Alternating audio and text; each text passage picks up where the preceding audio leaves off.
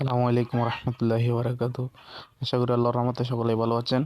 আজকের video topic হচ্ছে কিভাবে ফেসবুকে ফলোয়ার অপশন চালু করবেন প্রপারভাবে।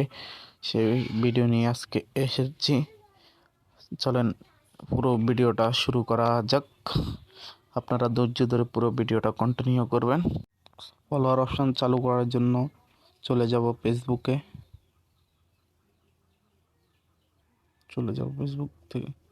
ফেসবুক থেকে থ্রি ডটে যাব। আগে আমি আমার প্রোফাইল দেখাই। দেখেন আমার প্রোফাইলে কোনো ফলোয়ার অপশন নাই, সেহেতু আমি আবার থ্রি ডটে চলে যাব। থ্রি ডটে যাওয়ার পর সেটিংস অ্যান্ড প্রাইভেসিতে ক্লিক করব। তারপর সেটিংসে ক্লিক করব। সেটিংসে ক্লিক করার পর একটু নিচের দিকে আসবো। নিচের দিকে আসার পর দেখেন followers and public content A click করব। ক্লিক করার পর দেখেন এরকম থাকবে ইন্টারফেসটা।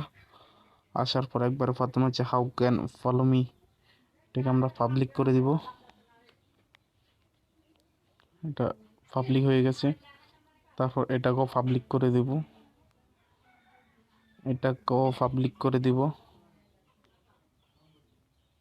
সবটাকে পাবলিক করে দিবেন।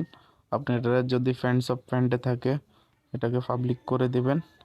এটাও যদি ফ্রেন্ডে থাকে অথবা ফ্রেন্ডে থাকে সেটাকে পাবলিক করে দিবেন। এখানে আমি পাবলিক করে দিয়েছি। আবার বের হয়ে দেখি কি হয়। দেখেন আমরা প্রোফাইলে আসি।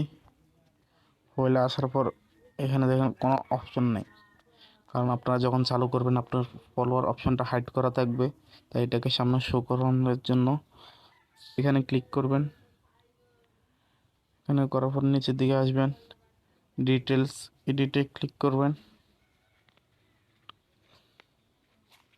এডিটে ক্লিক করার পর একটু নিচের দিকে আসবেন। দেখেন এখানে আসছে ফলোয়ার্স। আমার আগে 2টা ফলোয়ার হয়েছিল, দুইটা এখানে আছে। আমি এটাকে টিক মার দিয়ে দিচ্ছি, দিয়ে সেভ করে দিয়েছি। দেখেন আমার এটা এখন সামনে দেখেন আমার এটা সামনে চলে আসছে।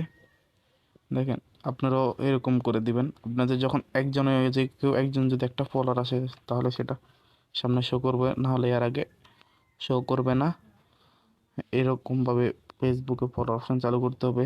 আরও নতুন নতুন ভিডিও পেতে আমার চ্যানেলটাকে সাবস্ক্রাইব করে রাখবেন। অবশ্যই পাশে থাকা বেল আইকনে ক্লিক করবেন। আপনার বন্ধুদের সাথে শেয়ার করবেন বেশি বেশি করে, যাতে তারাও দেখে উপকৃত হতে পারে। ধন্যবাদ। আসসালামু আলাইকুম রহমতুল্লাহি ওয়া বারাকাতুহু।